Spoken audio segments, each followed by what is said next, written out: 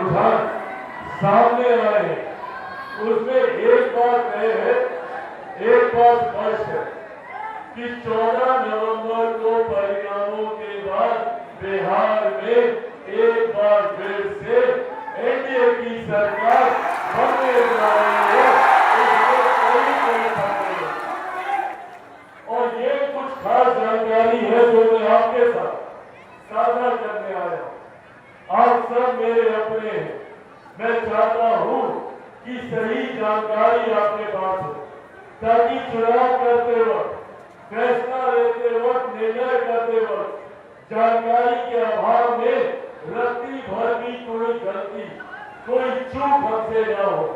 इसके लिए आपको ये जानना जरूरी है कि जितनी जगह हम लोग जा रहे, मैं जा रहा हूँ, पीएम साहब जा रहे हैं, यहाँ पे आदरणीय नड्डा साहब मौजूद है, गृह मंत्री जी है, योगी जी है, जितने लोग भी हैं, एनडीए गठबंधन, हम सब जहाँ जहाँ जा रहे हैं, जिस तरीके से लोगों में उत्साह और इस डबल इंजन की सरकार के प्रति विश्वास देखने को मिल रहा है, इस बात ने इतना तो तय कर दिया है कि बिहार में इस बार न सिर्फ एनडीए की सरकार बनने जा रही है, बल्कि एक मजबूत, एक बड़ी जीत के साथ इस बार बिहार में हम लोग सरकार बनाने जा रहे हैं।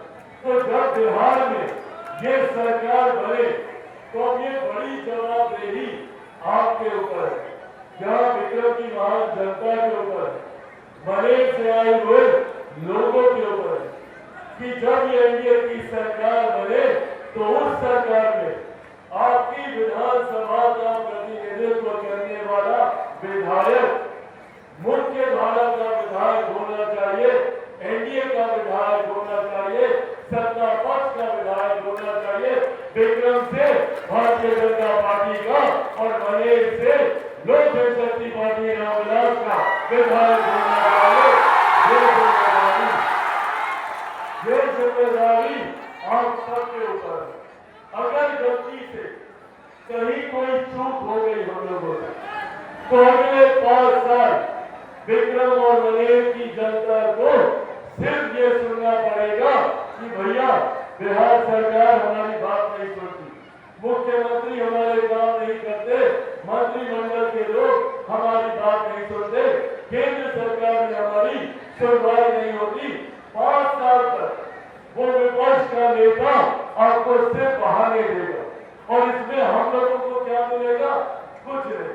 जहां दूसरी तरफ बिहार के बाकी क्षेत्र, बिहार की बाकी विधानसभाएं सत्ताधारी पक्ष का विधायक होने के नाते तीव्र गति से विकास की राह पर आगे बढ़ रही होगी, तो वही हम लोग 5 साल तक मुंह लटकाकर इंतजार करेंगे कि कब अगला चुनाव आए और हम लोग सही निर्णय लें। तो जब सही निर्णय लेना है तो ये वो वक्त, इस वक्त में आपको मिलकर ये फैसला लेने की जरूरत है कि भैया जब ये बात है कि एनडीए की सरकार आ रही है और डबल इंजन की सरकार है, सोचिए इस डबल इंजन की सरकार की ताकत हम लोगों ने लंबे समय तक अनुभव किया। जब केंद्र में कोई और सरकार और बिहार में कोई और सरकार, तो वो लड़ाई हम लोगों ने देखी। न केंद्र सरकार की योजना राज्य सरकार ने उतर पाई थी, न राज्य सरकार की परियोजनाओं को केंद्र सरकार मंजूरी देता। पर आज जब लंबे समय के बाद बिहार में डबल इंजन की सरकार बनी, जिसका लाभ पिछले सवा साल से हम लोग देख रहे हैं, भैया ये कोई सामान्य परिस्थिति नहीं है।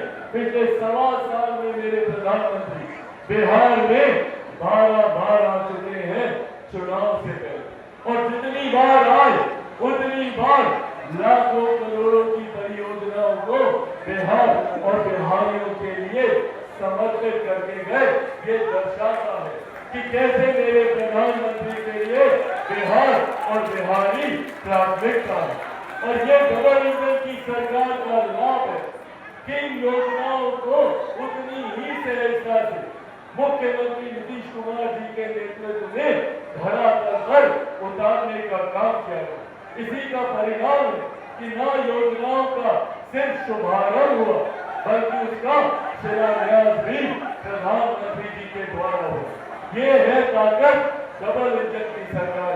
बगल के राज्य बंगाल में देख लीजिए किस तरीके से विरोधाभास की सरकार होने की वजह से सिर्फ वहां पे खूनी राजनीति की साजिश वहां पे चल रही है।